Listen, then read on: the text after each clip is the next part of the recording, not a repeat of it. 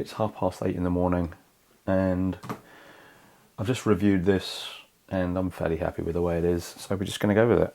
And again, as always, I'm going to be reading my notes because I don't memorize scripts. So today we're going to be talking about, I say we, I mean me. I'm going to be talking about the Tolkien translation of Beowulf, together with the Select spell, his own fairy tale version. Anyway, before the Lord of the Rings in Middle-earth, there was Beowulf, the epic poem that captured J.R.R. Tolkien's imagination and shaped his fantasy genre as we know it today. But did you know that Tolkien himself translated Beowulf? He did.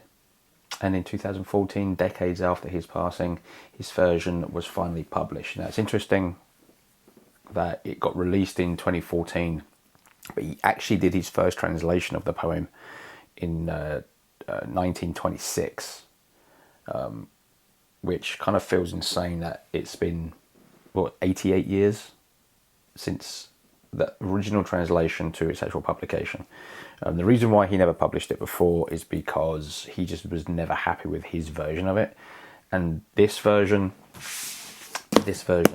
was put together by his son Christopher, who had gathered up all of his notes on Beowulf and had put it together. So what you're reading is not the 1926 translation, it's a slightly more recent one. I think these translation notes go into the 50s, so there's that.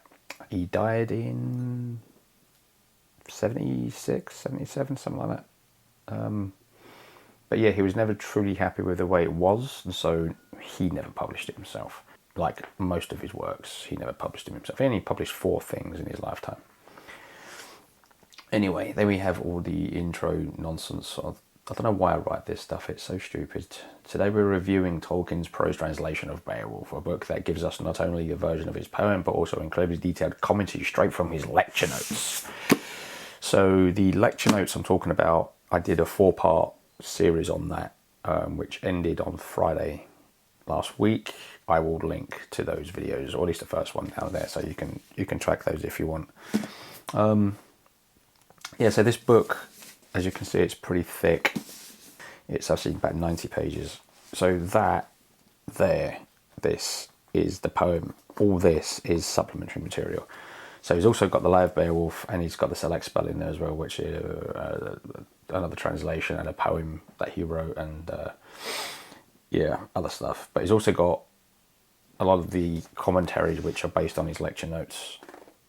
So if you want to read the lecture notes, but you also want to read his translation, get this instead of separate things like I did.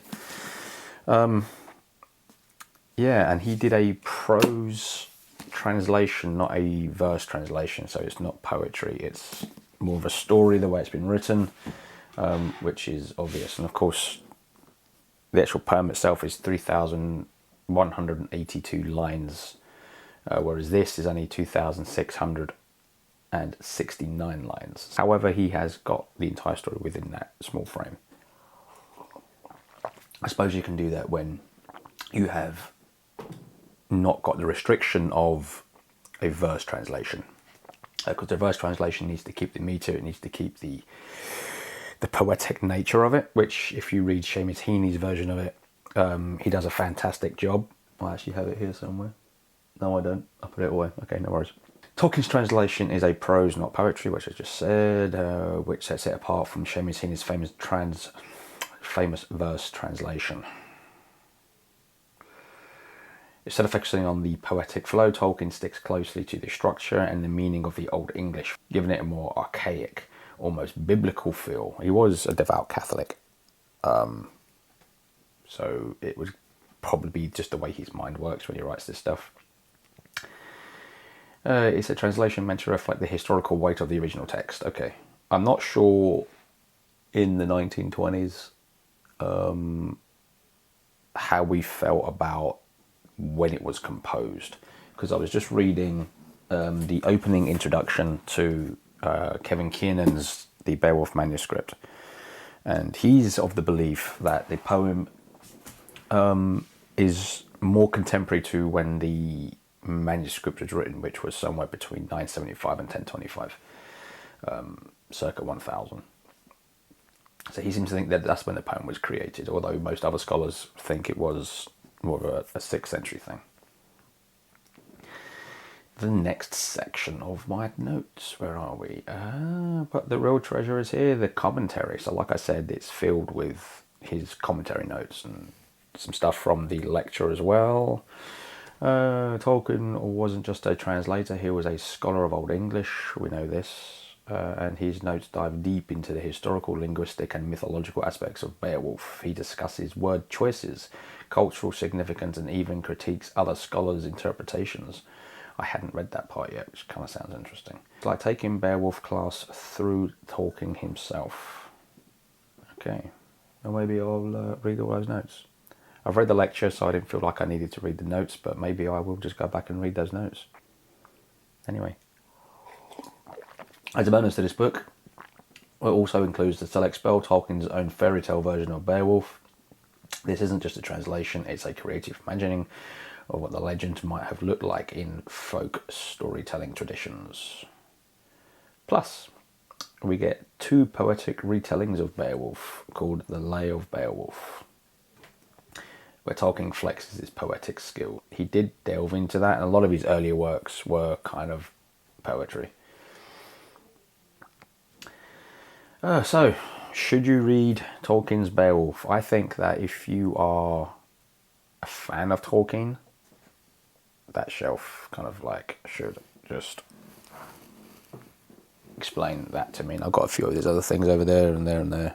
Anyway, if you're a fan of Tolkien, I would suggest yes, read it, because it was kind of very influential into Lord of the Rings, especially the Rohirrim. If you've seen the movies and you've seen all of the BTS behind the scenes making of stuff of that, you will get that impression as well, because they literally come out and tell you that it's basically Beowulf on horses. So if you're a fan of Tolkien, I would highly suggest you read this, just for, I don't know, really, just that extra bit of insight into how his mind was working, because it's the oldest piece of literature we have in the English language, so if that's what you're a fan of, I would absolutely highly recommend it. This translation might not be as poetic as he needs, it's not poetic at all, but the commentary alone makes this book worth it. However, if you're looking for a smooth modern retelling of Beowulf, you might prefer other versions. If you want a poetic version, I would highly recommend Seamus Heaney. That's probably one of my favourite translations so far. I think he did a fantastic job. That being said, it's a must-have for anyone interested in Tolkien's mind and his scholarly works. I agree. So yeah, there we are. What do you think? Have you read it? Have you not read it? Do you want to read it? Let me know in the comments.